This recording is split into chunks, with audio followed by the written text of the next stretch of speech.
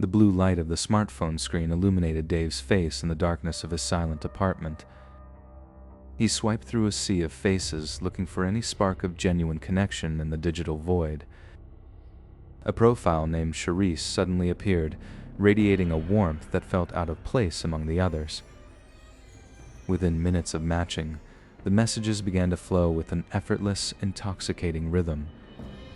Charisse suggested they skip the public pleasantries and meet directly at her place for a drink.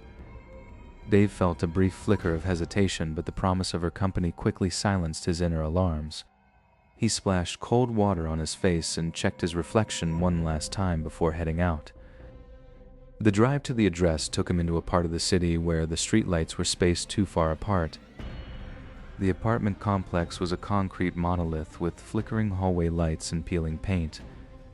He found the door and knocked, his heart thumping a frantic beat against his ribs. Charisse opened the door looking even more beautiful than her photos had suggested. She wore a deep red dress that seemed to shimmer in the low light of the entryway. She handed him a glass of dark liquid, claiming it was her favorite vintage of wine. Dave took a deep sip, feeling the warmth of the alcohol spread through his chest. Very quickly, the edges of his vision began to blur and soften like wet ink. He tried to speak, but his tongue felt like a heavy, useless weight in his mouth. Through the haze, he saw Charisse's smile transform into a cold, clinical expression. A heavy footstep echoed from the hallway behind him, signaling he was no longer alone. A tall figure in a black mask stepped out from the shadows, holding a crackling device. The first jolt of the stun gun sent a wave of white-hot agony through Dave's spine. He collapsed onto the hardwood floor, unable to control his own limbs. The masked man kicked Dave in the ribs, demanding his phone passcode in a raspy growl. Dave felt his phone being ripped from his pocket by the woman who had just been smiling at him. She held the screen to his face, using his biometric lock to gain full access to his life. They navigated immediately to his banking apps, looking for the fruit of years of hard work. Each time Dave tried to resist or scream, the masked man applied another agonizing shock. His tears mingled with the dust on the floor as he realized the depth of the trap. The pair worked with a terrifying efficiency, transferring funds into untraceable accounts. In less than 20 minutes, Dave's life savings had been completely drained.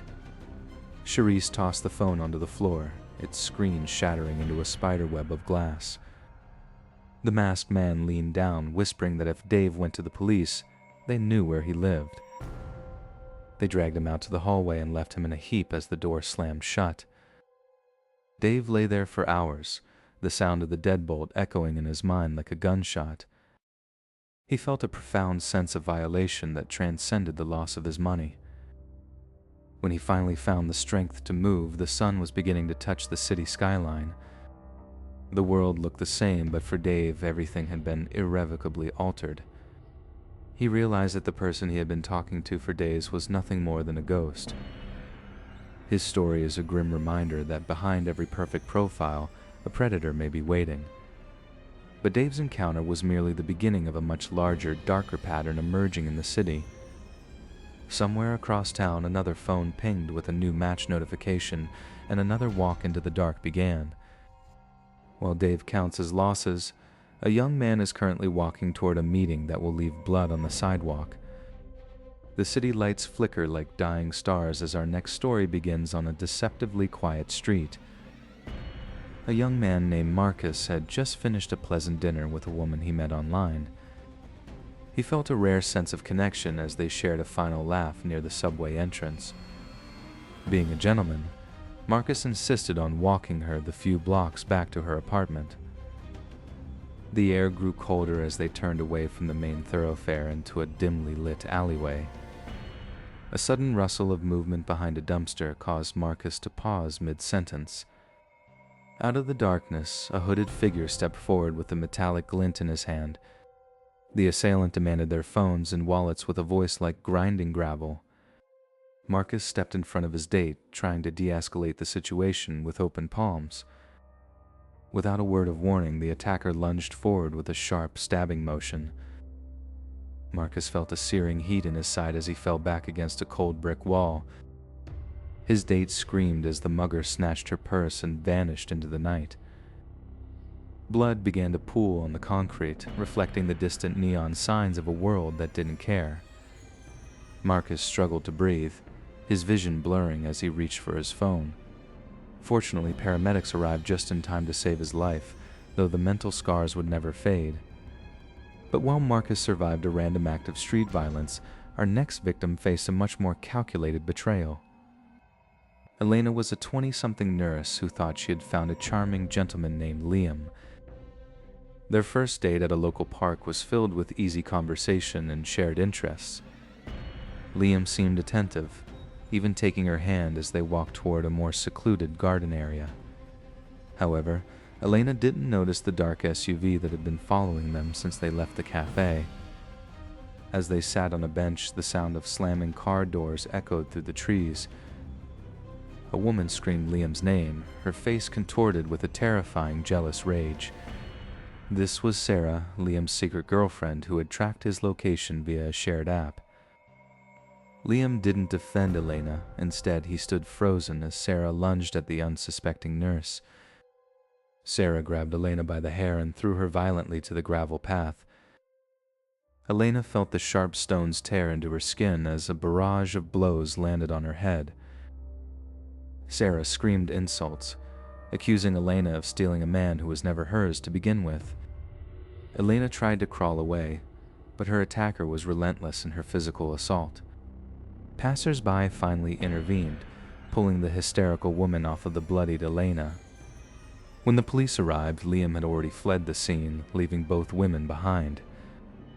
Investigation later revealed that Liam had a long history of cheating and sparking such confrontations. Elena required dozens of stitches and months of therapy to overcome the trauma of that night. These stories serve as a brutal reminder that you never truly know who is watching from the shadows.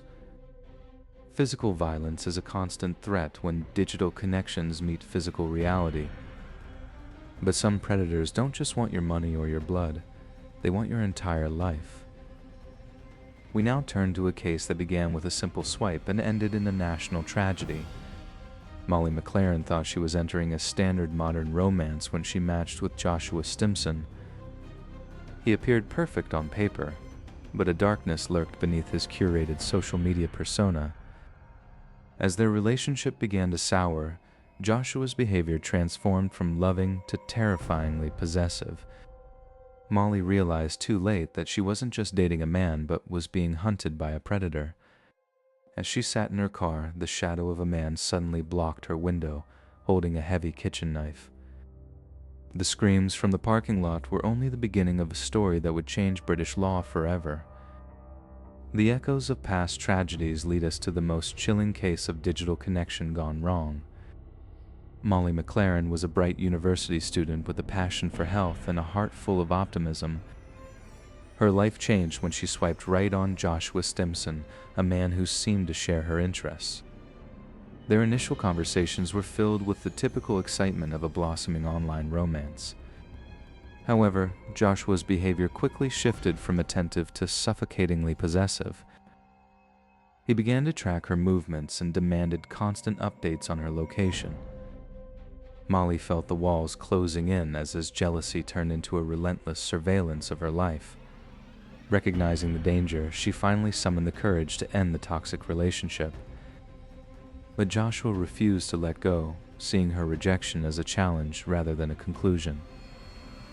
He began a campaign of online harassment, posting derogatory lies about her on social media platforms. Molly reported his behavior to the police, hoping the law would provide a shield against his obsession. Despite the warnings from authorities, Joshua's fixation only deepened into a lethal plan. He purchased a kitchen knife and waited for the perfect moment to strike at her sense of security.